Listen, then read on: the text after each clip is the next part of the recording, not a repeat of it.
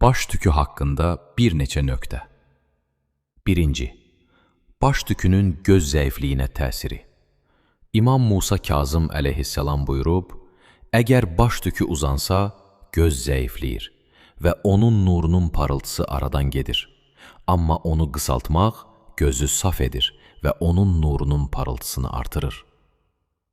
2. Xınanın saçın böyüməsinə təsiri.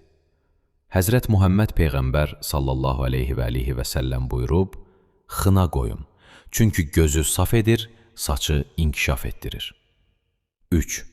Saçı daramağın bəlğəmin kəsilməsinə təsiri. İmam Cəfər Sadiq əleyhissalam buyurub, saçı daramaq bəlğəmi aradan aparır. 4. Fil sümüyündən darağın saçın böyüməsinə təsiri. İmam Musa Kazım əleyhissalam buyurub, fil sümüyündən daraqla daramaq baş tükünü inkişaf etdirir, qurdları beyindən uzaqlaşdırır, acılığı söndürür və dişin dibi və dişlər arasındakı əti təmizləyir. 5. Başı xətmi ilə yumanın saçın gözəlliyinə təsiri.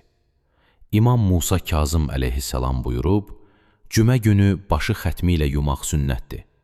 Saçı və dərini gözəlləşdirir və baş ağrısından qoruyur. 6. Saçın başın yuxarı hissəsində olmasının hikməti. İmam Cəfər Sadiq əleyhissalam buyurub, başın tükü başın yuxarı hissəsində yerləşdirilib ki, kökləri ilə yağı beyinə çatdırsın və saçın ucu ilə də buxarı beyindən çıxartsın və ona çatan soyuğu və istini ondan uzaqlaşdırsın. 7. Körpənin saçını qırxmağın hikməti. İmam Cəfər Sadiq əleyhissalam körpənin başını qırxmağın səbəbi barədə suala cavabında dedi, onu ana bətnində bitmiş tüklərdən təmizləmək üçündür. Biharul Ənvar, cild 10, səhifə 205.